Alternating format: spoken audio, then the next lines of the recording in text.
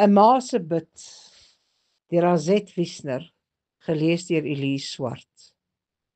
'n Ma se bid. Die viooltjies in my ma se oë is die dagboek van haar lyf. 'n dam vir al die trane en die fladder in haar skryf.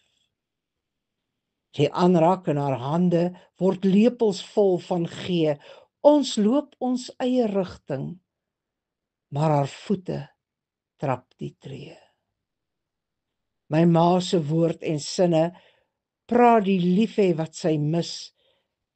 Ek brand my hart se kerse vir die hoop wat hare is. In die nag hoor mens haar kussing huil, as jy luister hoe sy bid. Hoe die engel in haar stem snik, en sy ons voor God neersit. Ek skryf my ma se liefde in die hartjies langs my naam, brandmerk al die vrese in onthou en vreugde saam.